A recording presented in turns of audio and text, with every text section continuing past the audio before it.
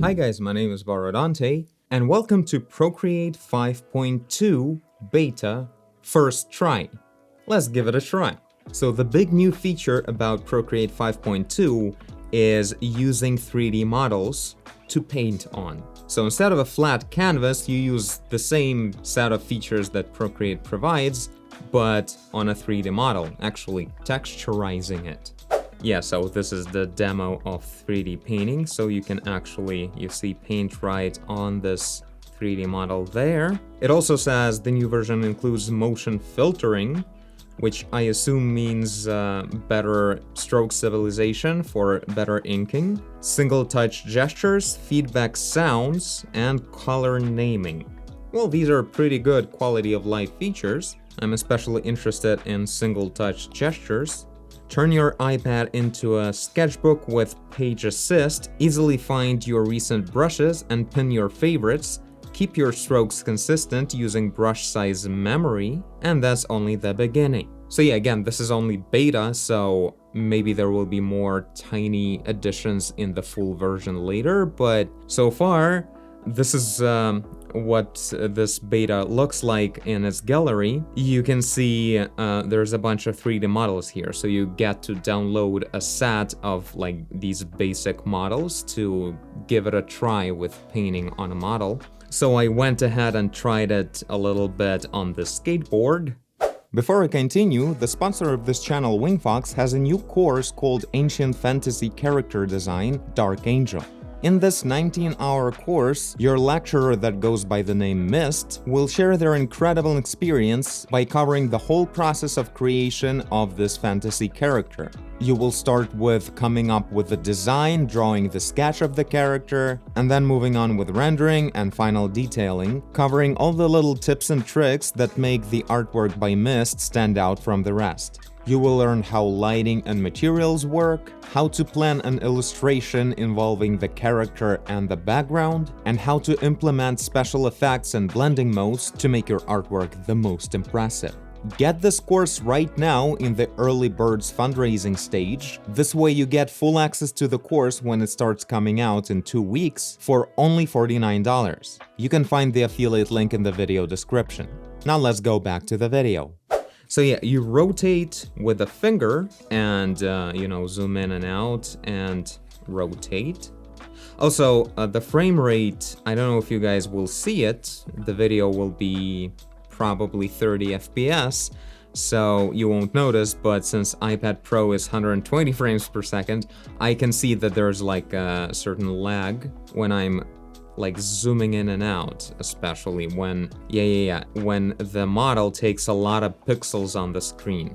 That feels very similar to the way ZBrush renders things. Like it depends on how many pixels the object takes up on the screen. I'm getting ahead of myself, but I really think that Procreate is going for becoming an actual sculpting app in the future.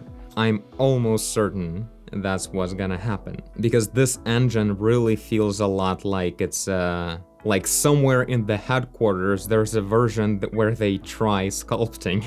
But yeah, for now it's already pretty cool in terms of texturing. So you can see I'm using like there's a set of new brushes specifically for called materials. It's for painting on 3D models. So Wattlebird is like a basic brush. You see it makes just a completely matte basic round brush, very much like it's straight up from Photoshop or something. So that's what it looks like with a basic brush. But if you choose, like for instance, this Avalon brush, it becomes this dark metallic glossy thing. So there are 2 new sliders for brushes that are very interesting. So right here, material department, and we have metallic and roughness. That's like straight up from any 3D modeling, 3D look development apps or whatever. Whenever you set up a material in Blender or in Unreal Engine, you get to work with roughness and metallic. So metallic makes it look more metallic, like more shiny, but also it's like a special kind of shiny in a way. because actually the shiny part is actually in roughness. So if you remove all the roughness, you see at the bottom of the sphere over here, there's reflection going on in this glossy paint. But it's not a metallic paint. Metallic paint becomes like this much darker look and a lot more reflective, because as I always say in all my videos, if you paint a metal, you should think of all of its shading as only reflections. Even if it doesn't look too reflective, like it's just like a matte metal, it will simply mean that it's rough and these reflections are blurry, but they're still reflections. And this illustrates it perfectly. So right now we have this rough metallic material, and we just go ahead and paint with that. You see it looks pretty cool. But of course, on top of all of this, you can apply textures to both of these qualities of the material. So roughness is one thing that always looks really cool if you apply some kind of texture to it, like grunge looks like a good candidate, but I usually prefer going for something that has a lot of subtle shades of gray. That's what looks really cool always. So maybe clay, but it's a bit too high contrast maybe. Like it's all in the detail, of course. Dry acrylic wash. I wonder how this will work. It's also important to see if the texture is overall much brighter or much darker. If it's much brighter, it means it will mostly be, well, it will mostly be visible, but then we can tweak the amount still, which is really cool. So it's pretty much, the slider becomes like the adjustment of your texture. So at lower, you're like lowering the brightness of this roughness source texture right here. So something like this looks kind of cool. Now metallic, I'm not 100% sure on why you would apply texture to metallic. Like it's not wrong, especially if you have like a metallic object, generally like an armor, a piece of armor, right? But it has like dirt on it, like pieces of soil or something like that, or dusty. Dust and soil, they're not metallic, so that will be the spots where there will be a lot less metallic, or like zero metallic parts of the surface. So maybe we would get some kind of like mostly white with rare spots. Well, not as specific as this fine hair thing. I think we can, yeah, like this. Tapping with 2 fingers inverts the image. So this is exactly what we need, I think. Show me. And now if I slide, ooh, it's really small. So like this is like mostly metallic, but it has certain white dirt on it. If you think about it, now I want also to add the actual color of the material. But I guess that's what we do in here, but it will be only one color, and if I would get to actually choose a texture for it, it would perfectly fit with where the material is not metallic. That's where I would add the color of the dirt. But, I mean, this is still pretty cool. Oh my god, so this is how texture painting works. The way the big and serious professional app on desktop works, it's called Mira, if I remember it correctly from my post-production movie effects times in a studio. And yeah, it has this similar thing to it. It's actually very different from the way ZBrush works, actually, as I think about it. Like, this would never happen in ZBrush, because in ZBrush, your brush is actually a 3-dimensional, like, sphere, and it follows exactly the surface, so it doesn't matter what's in the way of our view. But in here, you see the projection of the texture happens strictly from camera. So if something is abstracting the camera, it will create, like, the shadow on your texture. So I guess if you wanna make good painting on your board right here, you should probably hide all the other elements. I can paint here as well, right? Ooh, it's combining stuff. What about smearing? Okay, I'm smearing roughness, metallic, and color. I'm not smearing. It's like, I'm not sure if this is bump mapping. I think it's, yeah, it's bump mapping. So we can import a model with bump mapping and it will show it, but we only apply color and, you know, features of the material, but not its geometry. Even like fake geometry like normal mapping or bump mapping. This stuff is not what Procreate works with. Well, I mean, it's all pretty consistent in terms of you just paint stuff, literally covering this board with paint. And that's it. So it's totally like reasonable, since this is just a painting app. It makes sense that it's just doing that. What's erase doing though? Like eraser. Oh, it's erasing into white. I should have created like a new layer, right? If I would have created a new layer, then I would be able to paint on it and then erase and get back to the original texture. That's something to start with when you start working on your model for sure. Unless it doesn't have any texture on it, then it doesn't matter. But yeah, this is very nice to work with this way. Yeah, I can smear the thing around. It feels a bit like I'm smearing metallic a lot more massively than I'm smearing the actual red color. But I guess it's just because I have 100% metallic, and even a little bit of it is showing through a lot. So yeah, that's pretty much the way it works. I wanted to try to import my own model to see how the whole thing works. How can you actually work with it?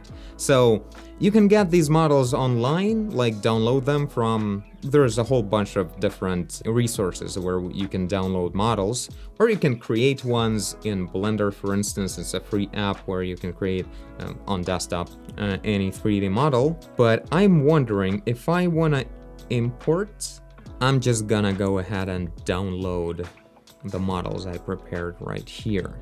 So FBX and OBJ, two very popular formats. I think at least one of them should work. OBJ usually includes only the model itself, like polygons, and material is in the separate document then.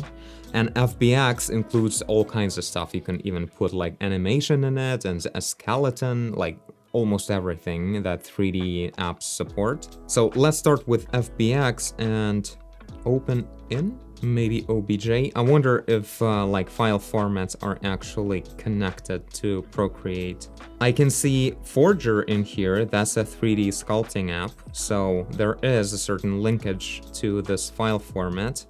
Oh, Procreate, here we go. So OBJ works. I don't need that anymore.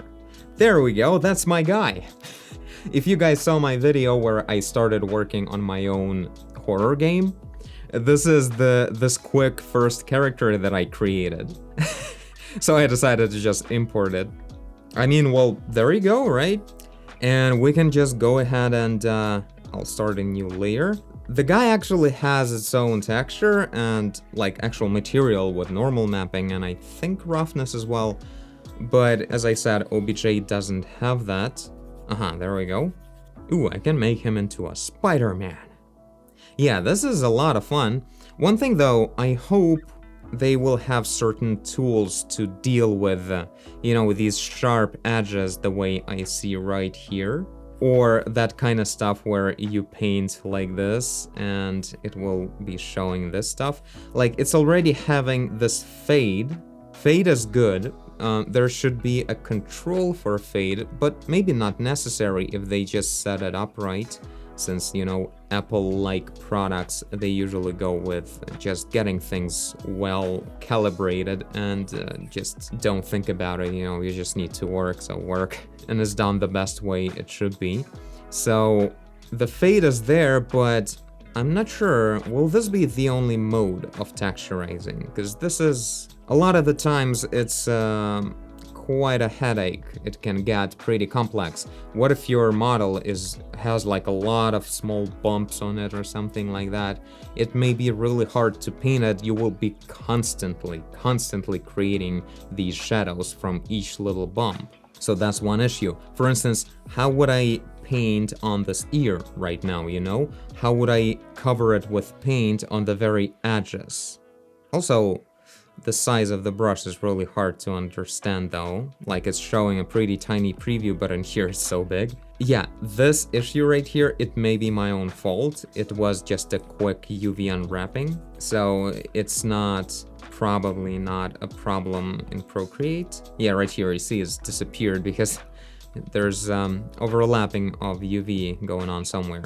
By UV, I mean a two-dimensional map of where all the pixels of the texture should apply on the model. I think you can actually kind of view that in here. Maybe in here, yeah, there's actually 3D settings now, a new section. And in here we can see show 2D texture. So this is the map of your 2D texture. Right now we can hardly see anything because everything is pretty much white. Ooh, paint through mesh. That actually solves some of the things. I wonder which ones though. What's the logics behind it? It's like this way. Oh, wow, that is a lot. That's not exactly gonna be the most popular mode. So it literally just going from your view, and no matter how many surfaces you go through with your brushstroke, it will colorize all of them. Yeah, it's best to just paint on what you actually look at.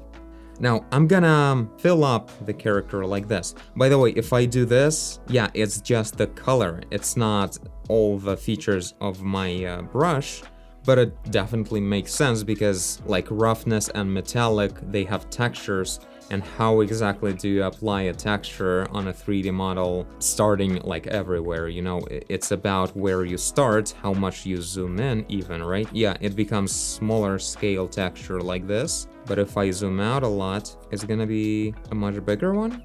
Yeah, this one is, you see it's a much sharper looking, smaller texture. So it's dependent on how much you zoom in and out, but then it also applies it to actual resolution of the texture of my character.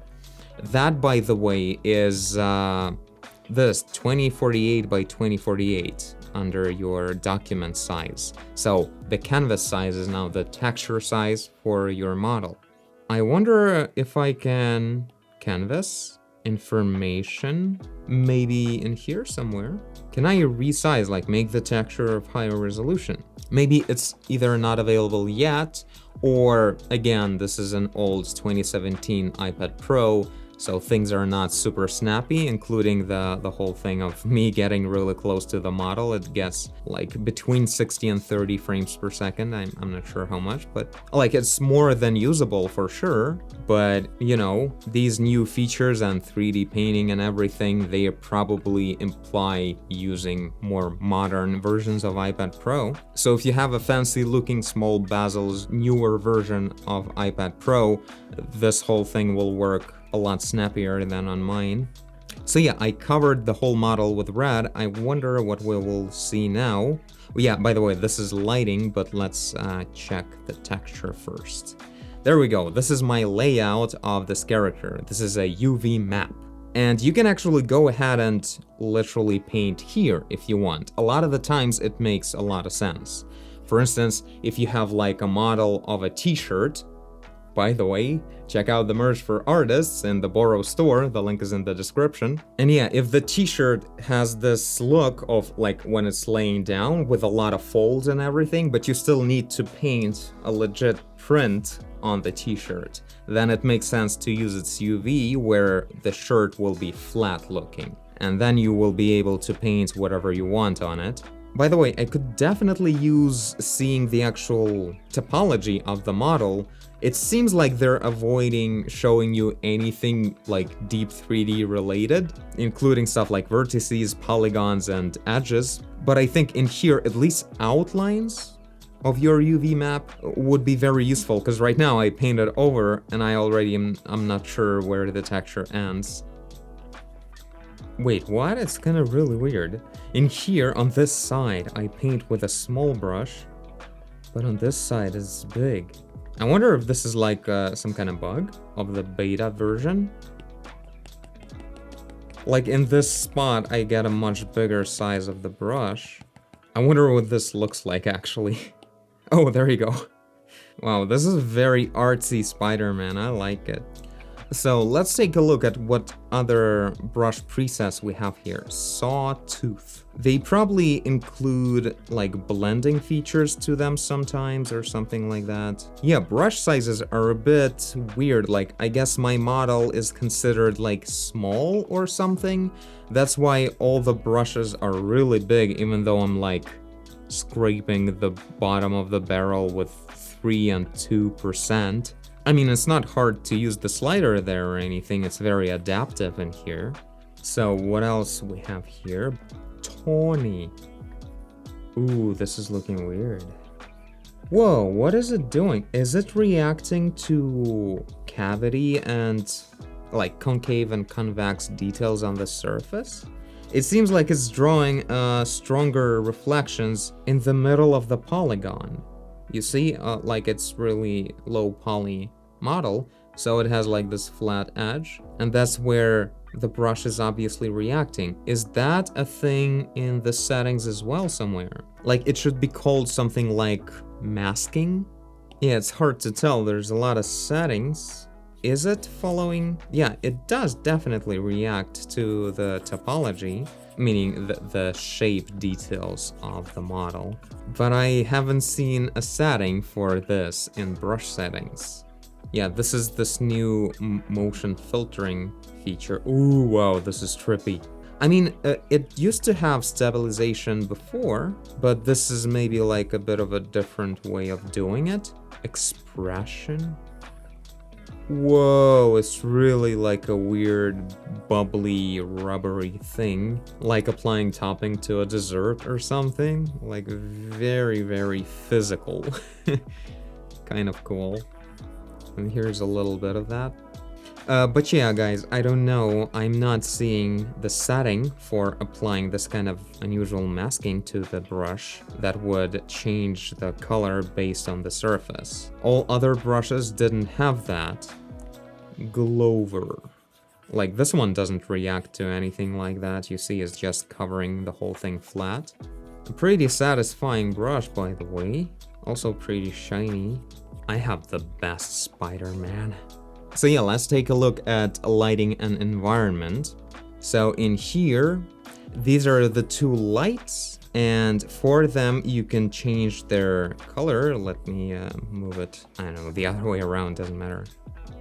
Come on, do you intentionally try to cover the model for me?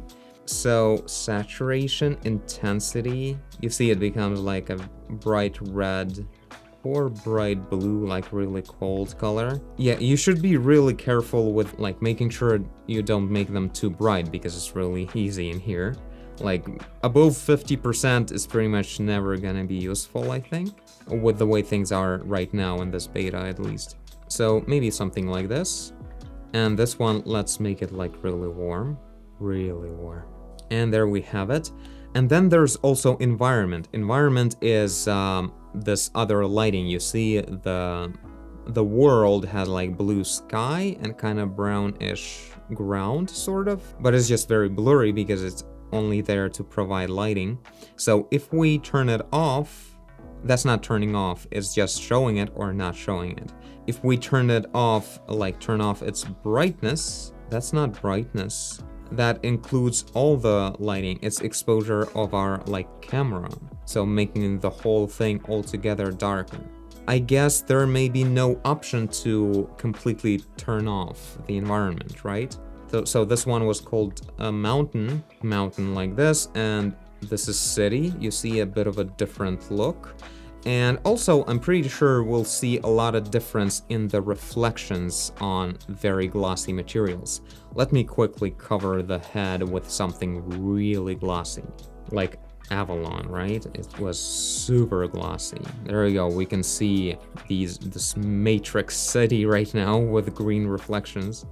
This is a Green Goblin Spider-Man, that's what's going on. So yeah, this is the map that is being used for the lighting of the character here when we choose city, right? And then we have like studio. It looks like this, a lot of different lights in a like softbox or something, light box. And yeah, you can add more lights, obviously. You can delete them. We can delete all these extra lights because they're not actually necessary. The environment provides lighting just fine. Savage. That's not very savage. Oh, there are just some plans in some kind of facility. Auditorium. Ooh, this is looking hot. So yeah, that's the spread of brightness here. Very fancy. So one thing we can do to make the influence of environment a lot lower, we can lower the exposure to something like 5% and then add a light and just make that light actually this really bright light, because we do have these extra percentage at the top. It looks kind of glitchy though. It doesn't really matter, of course. It's not reflecting in the glossy head though, this light source. Like almost a little bit, but then not really.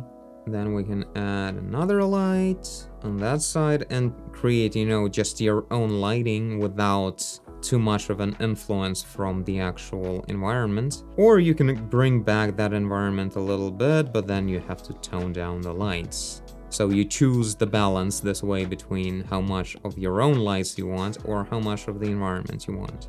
And it's really important to have different sets of environments for this, because that's a good practice for any look development software.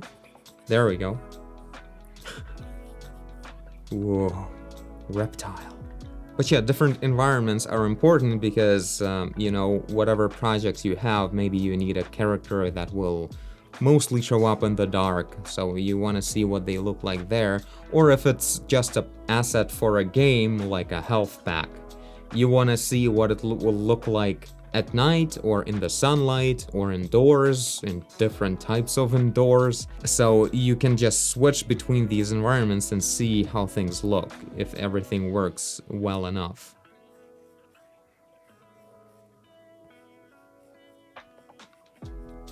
There, Spider-Man. I'm sorry, I wasn't planning to actually paint anything decent. But yeah, there we go. That's what kind of features we have in here. Also, what about one finger gestures? So I can select objects. If we actually go to some kind of model that has several parts in it, you know, you can import complex models like this. You can switch between different parts just like this by quickly tapping, and you can immediately start painting, you know, that part right there. Immediately you can start messing it up by creating these texture shadows on everything. But yeah, this is just one way to do it. Laces, there we go. Ew. Also kind of cool. Couple more things I forgot to mention. Number one, you can use your model right away from Procreate to check it out in augmented reality. And it works even with my 2017 iPad Pro, which means it doesn't require LiDAR. And second thing is about how do you export the whole thing, right? So you can export it as a Procreate document, as an SUDZ format for augmented reality, and as OBJ, that is if you want to export the actual 3D model. You can export textures as PNG, and you can also just make a snapshot of your rendered 3D model in Procreate into a whole bunch of different formats and videos. So yeah, this is it. This is my quick look at Procreate 5.2 beta.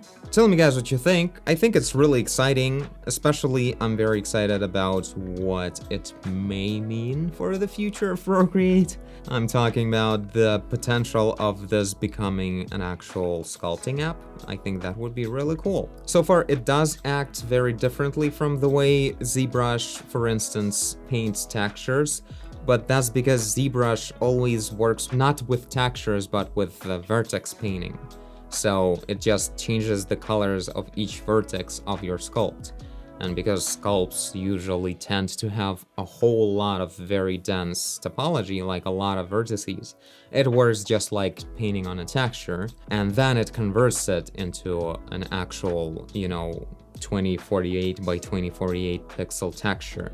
And in this case, we're painting onto this texture right away. So we have this flat canvas that's wrapped around a model. And that's maybe a better way, actually, because you get to see right away what your texture will look like without, you know, then transferring these vertices into pixels and you get the loss of quality and stuff. This way it's better to paint the texture right away. But yeah, I just hope that one day we may see sculpting as well. So far, I can only say that this shadowing, when you paint on the texture on overlapping surfaces, honestly, I never knew how to deal with it. I was never a texture artist all that much, but whenever I saw that, it was like, whoa, I'm not a fan. It's pretty tough to texturize things like this, I think. But yeah, this is it. Thank you guys for watching, and I'll see you in the next video. Bye! Oh, what was that? You were planning to ride your bike today? Well, think again!